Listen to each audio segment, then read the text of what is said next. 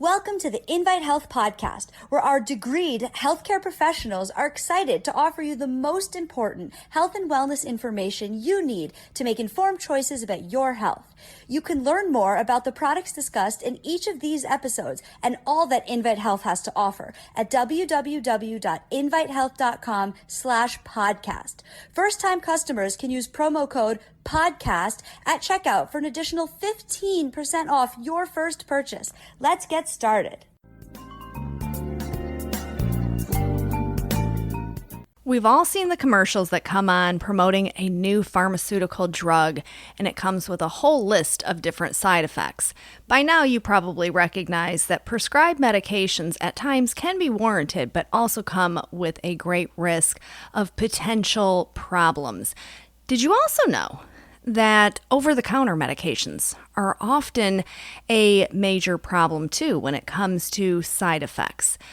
I focus often on the impact of different prescribed medications when it comes to the nutrients that get depleted when you are using different medications. But over-the-counter medications certainly can create havoc for us as well too. So I want to zero in on that, talk about things to hone in on when it comes to taking any type of over-the-counter medication and why alternatives, taking a natural supplement, is oftentimes the preferred choice. So I am Dr. Amanda Williams, Scientific Director at Invite Health. And when it comes to drug-induced nutrient depletions, we know that this is a very common thing. We certainly can see this with different blood pressure medications, diabetes medications, cholesterol-lowering medications, but oftentimes people are unaware of the fact that medications that they get over the counter can create a whole heck of a lot of nutrient depletions. When you look at NSAIDs, the non-steroidal anti-inflammatory drugs,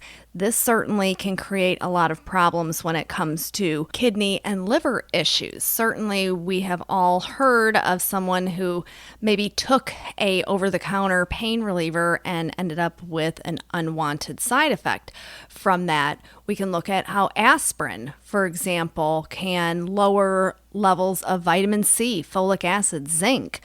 And we clearly can see that acetaminophen, also known by the name of Tylenol, can actually lower your glutathione and CoQ10 levels, which is what makes it so detrimental if someone takes too much acetaminophen, why they can go into acute liver failure, because it's depleting the liver of its key antioxidants that are required to maintain the health of those liver cells. But antacids are also a commonly used over-the-counter medication. Maybe you go out to dinner, you have a little acid reflux, you have indigestion, you stop by your local big box pharmacy, you get yourself some over-the-counter antacids. This can lead to problems, especially if you're using them long-term, when it comes to bone loss, kidney dysfunction. Certainly we can recognize that part of the reason why this occurs is because of the nutrients that are depleted. Things such as B vitamins, vitamin D, calcium, magnesium, zinc, all of these are known potential nutrients that get depleted when you are utilizing this. We can look at the over-the-counter acid blockers, things like Pepcid, Zantac, for example.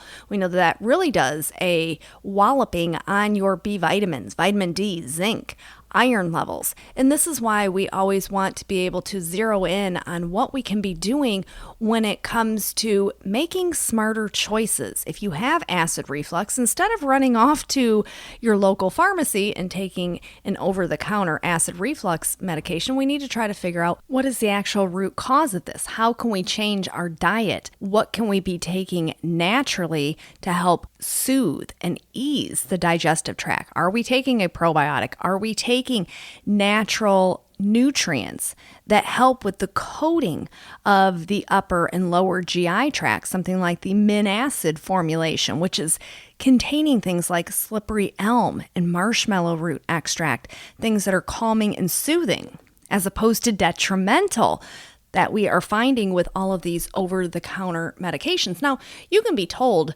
by people in traditional medicine that, oh, you have to be very careful with taking dietary supplements. There's so many different problems and side effects that can occur from these, but we have to look at the science.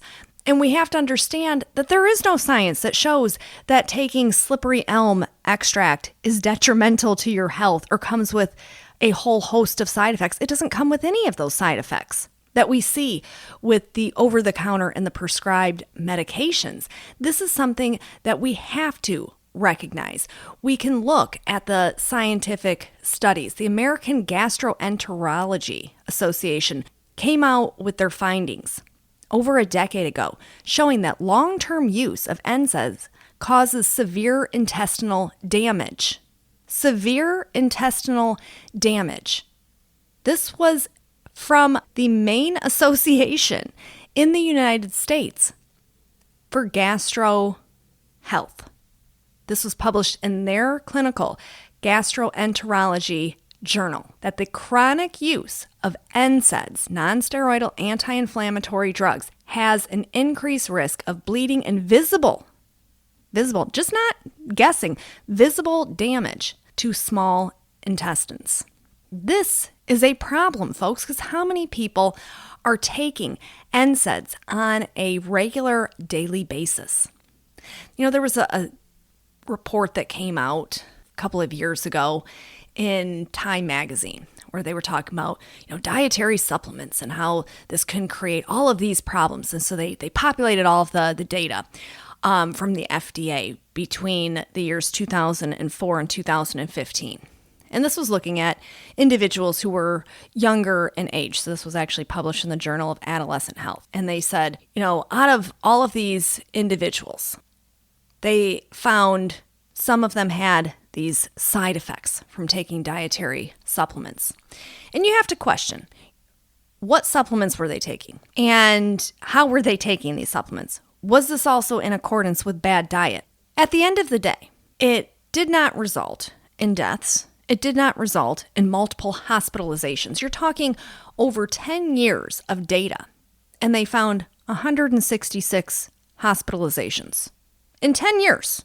Now, let's take a look at what actually occurs when you start to look at NSAIDs, when you look at those over-the-counter medications. What are the actual statistics when it comes to that?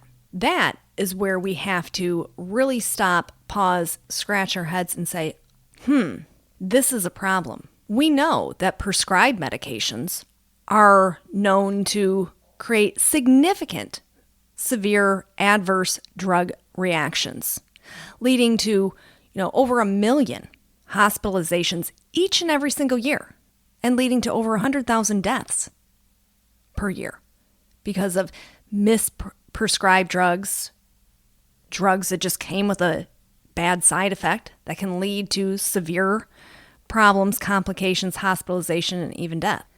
So I just gave you something that came out that was supposed to scare everyone from Time magazine, that they looked at the data of adolescents utilizing dietary supplements, and in an over 10-year period, 11 years, at 166 hospitalizations. We look at 1 year in this country, and we have over 1 million hospitalized individuals. And this is where we have to pause and say, what can we be doing better? First, we need to educate ourselves. We need to understand that prescribed medications as well as over-the-counter medications come with a whole host of negative side effects. Clearly, we know that there's the nutrient depletions that can occur with all of these medications. So if we have to be on a medication, or if we have to take one of these over-the-counter drugs, what can we do to offset that? This is when we want to look at that drug-induced nutrient depletion chart and really follow that. Say, okay, if I'm taking this medication, I'm taking this over-the-counter medication, and it's going to lower my CoQ10, that means that if I'm taking this medication, I need to also be taking coenzyme Q10 to remedy that problem. So that's one aspect that we have to look at. We have to understand that over-the-counter drugs, prescribed medications, are certainly a major problem. Harvard University came out and they talked about this. They talked about the misprescribing, the overdosing, the self-prescribing, leading to all of these potentially deadly risks.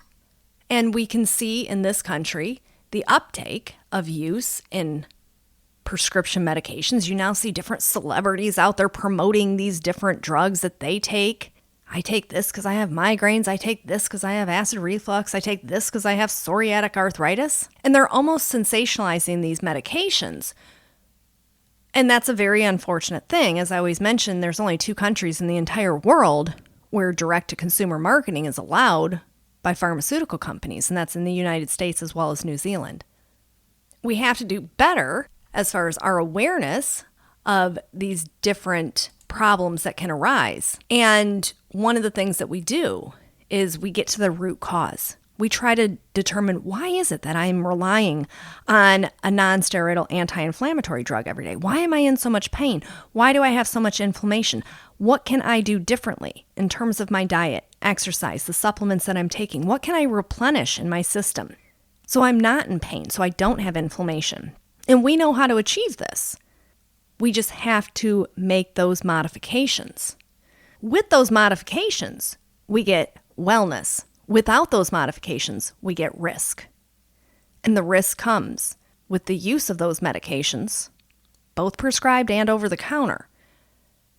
So when we want to zero in on problem-specific issues, we need to get to the bottom of what's causing that and what type of solution and resolution can we achieve through the use of different nutrients, dietary supplements, and of course, those key lifestyle modifications. So I just wanted to bring that to your attention. I encourage you to check out our drug-induced nutrient depletion chart, which includes the list of over-the-counter non-prescription medications that come with the whole host of significant nutrient depletions. Check that out. Pass it off to a friend, to a family member, anyone that you know who is taking either a prescribed medication or something that's over the counter and they're using it on a regular basis. The more you know, the better informed you are, the better your overall health and wellness will be. And at the end of the day, that's the goal that we should all be seeking out. I want to thank you so much for tuning in to the Invite Health Podcast. Remember, you can find all of our episodes for free wherever you listen to podcasts or by visiting invitehealth.com/podcast. Do make sure that you subscribe and you leave us a review. You can follow us on Facebook, Twitter, and Instagram at Invite Health, and we will see you next time for another episode of the Invite Health Podcast.